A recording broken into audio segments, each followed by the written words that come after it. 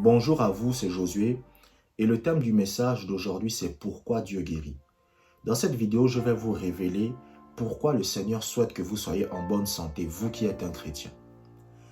Vous devez d'abord comprendre premièrement que Dieu vous guérit afin que vous puissiez le servir. C'est la raison pour laquelle Dieu vous guérit. Dieu ne vous guérit pas pour que vous puissiez vaquer à vos occupations et faire ce dont vous avez envie comme vous voulez. Mais Dieu vous guérit afin que vous puissiez être à son service. Vous savez, j'ai l'habitude de le répéter et moi j'aime dire la vérité aux gens. Vous savez, moi le Seigneur m'a dit, sois honnête avec les gens. Et moi je suis honnête avec vous. Vous savez, un chrétien ne vit pas pour lui-même. Un chrétien vit pour Dieu. C'est ça qu'on appelle l'amour. Vous savez, quand un homme aime une femme, qu'est-ce qu'il fait? Il place sa femme avant lui. Ça veut dire par exemple que s'il y a de la nourriture et qu'un homme il aime sa femme, qu'est-ce qu'il fera? Il va d'abord donner la nourriture à sa femme avant de manger lui-même. C'est la même chose qu'une mère avec ses enfants. Quand une mère aime ses enfants, la priorité c'est d'abord ses enfants. Donc lorsqu'il n'y a rien à manger et qu'elle reçoit de la nourriture, avant de manger, elle va d'abord dire « mes enfants ». Et c'est ça qu'on appelle l'amour. L'amour, c'est placer les intérêts d'une personne avant nous-mêmes. Donc, quand Dieu vous guérit, c'est afin que vous puissiez le servir. C'est afin que vous puissiez accomplir le plan qu'il a prévu pour vous. Parce que vous savez, quelqu'un qui est malade est limité. Par exemple, si l'apôtre Paul était malade, l'apôtre Paul n'aurait pas pu évangéliser toute l'Asie mineure. Si le Seigneur Jésus-Christ était malade, il n'aurait pas pu accomplir ce que le Seigneur voulait qu'il accomplisse. C'est la même chose pour moi. Si j'étais gravement malade, il y a des choses que je ne pourrais pas accomplir. Donc, la maladie est un frein. C'est pour ça que l'apôtre Paul a dit « Glorifiez donc Dieu dans vos corps mortels ». La maladie est un frein. La maladie vous bloque. La maladie vous empêche à aller de l'avant. La maladie vous empêche d'être épanoui. C'est pour ça que Dieu veut que chaque chrétien soit en bonne santé. Beaucoup de chrétiens recherchent la bonne santé, mais ils ne savent pas pourquoi ils la recherchent. Ils ne recherchent pas la bonne santé parce qu'ils veulent chercher les intérêts de Dieu, mais ils recherchent la bonne santé parce qu'ils veulent tout simplement vaquer à leurs occupations. Dieu ne vous guérit pas pour que vous puissiez simplement continuer à vivre votre vie comme avant, mais Dieu vous guérit afin que vous puissiez accomplir son plan. Vous savez, Dieu ne peut pas agir sur terre par lui-même. Si Dieu pouvait agir sur terre par lui-même, je n'aurais pas besoin de faire cette vidéo. Il fallait simplement que le Saint-Esprit vienne dans votre chambre, il s'assoit, il ouvre la Bible, il commence à vous parler. Mais ce n'est pas comme ça que Dieu fait les choses. Dieu passe par des êtres humains pour faire des choses. Donc par exemple, lorsque vous avez besoin d'être enseigné, Dieu va passer par un être humain pour vous enseigner. Quand par exemple vous dites « Seigneur, je veux que tu m'enseignes la guérison divine », Dieu va m'utiliser afin de vous enseigner la guérison divine. Donc les êtres humains, l'être humain est comme un pont qui permet à Dieu d'interagir dans le monde physique.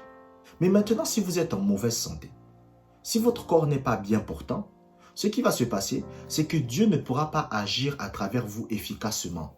Maintenant, la deuxième chose que vous devez comprendre, c'est que un chrétien cherche d'abord les intérêts de Dieu avant les siennes.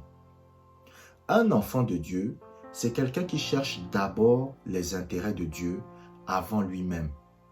Écoutez, même dans le domaine du mariage, vous voulez vous marier, il n'y a pas de problème. Mais est-ce que Dieu est là-dedans? C'est-à-dire, quel est l'intérêt de Dieu dans ce mariage? Parce que vous savez, il y a des gens parfois qui se marient pour des mauvaises raisons. Il y a des gens qui se marient parce qu'ils voient que d'autres personnes sont en train de se marier. Il y a des gens qui se marient parce qu'ils veulent montrer aux parents qu'il est marié.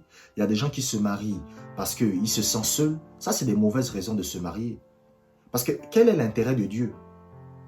On se marie pourquoi? Parce qu'on voit l'intérêt de Dieu.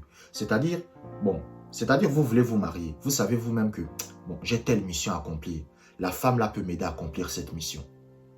Parce que la plupart des chrétiens aujourd'hui ne voient plus les intérêts de Dieu. La plupart des chrétiens aujourd'hui ne veulent plus marcher selon ce que Dieu demande. Non. La plupart des chrétiens aujourd'hui ont fait de Dieu leur serviteur. C'est pour ça, vous savez, lorsque vous lisez la Bible, Jacques va dire que si vous ne recevez pas, c'est parce que vous ne demandez pas. Et si vous demandez et que vous ne recevez pas, c'est que vous demandez dans le but d'assouvir vos passions. Est-ce que vous savez que lorsque vous faites une prière et que vous regardez simplement vos propres intérêts, Dieu ne vous exauce pas? Je prends un exemple. Voici un frère qui a besoin d'un travail. Et il dit, Dieu, donne-moi le travail s'il te plaît. Ok, mais quel est l'intérêt de Dieu derrière? Pourquoi Dieu devrait vous donner le travail? Parce que, écoutez, c'est comme ça qu'il faut penser. Moi, toutes les prières que je fais, je mets toujours l'intérêt de Dieu derrière. Même quand je prie pour un malade, je dis, Seigneur, guéris ce malade, afin que ton nom soit glorifié. Vous savez, il y a une dame qui m'a contacté tout récemment. Elle avait un problème. J'ai prié pour elle. Et quand j'ai fini de prier pour elle, j'étais allongé sur le lit. Bon, tout était passé. Et je me suis remis à penser à sa maladie. Et j'ai commencé à glorifier le Seigneur pour sa guérison. J'ai dit, Seigneur, je te bénis de ce que tu la guérisses. Je te bénis de ce que tu la délivres. Et après, j'ai remercié le Seigneur parce que j'ai dit, c'est pour la gloire de ton nom. Ce n'est pas pour que je sois glorifié, mais pour que cette personne puisse savoir que tu es Dieu. Et après, le lendemain, la personne m'a appelé.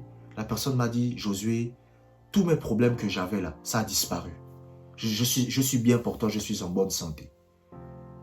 Donc, la prière que j'ai faite, ce n'était pas pour me glorifier. La prière que j'ai faite, ce n'était pas pour m'élever. La prière que j'ai faite, je l'ai faite afin que Dieu soit glorifié. Donc, il y avait les intérêts de Dieu derrière. Parce qu'un enfant de Dieu, c'est quelqu'un qui cherche d'abord les intérêts de Dieu. C'est quelqu'un qui regarde d'abord qu'est-ce que Dieu a y gagné. Moi, c'est ce que je fais. Écoutez, même pour être ami avec quelqu'un, je pense d'abord qu'est-ce que Dieu a y gagné. Je ne dis pas moi, je ne dis pas qu'est-ce que moi j'ai à gagner, mais qu'est-ce que Dieu a y gagné. C'est-à-dire si je suis ami avec cette personne, quel sera l'avantage pour Dieu à travers cette personne? C'est ce qui se passe. Donc, vous devez toujours regarder les intérêts de Dieu. C'est comme ça un enfant de Dieu. Je vais aller en boîte de nuit ce soir. Quel est l'intérêt de Dieu d'aller en boîte de nuit? Vous devez regarder. Si vous-même vous sentez dans votre cœur que quand vous voulez aller en boîte de nuit, il n'y a pas les intérêts de Dieu dedans, n'y allez pas. Je vous remercie d'avoir regardé cette vidéo jusqu'à la fin. Abonnez-vous pour des prochaines vidéos et que la grâce du Seigneur soit avec vous.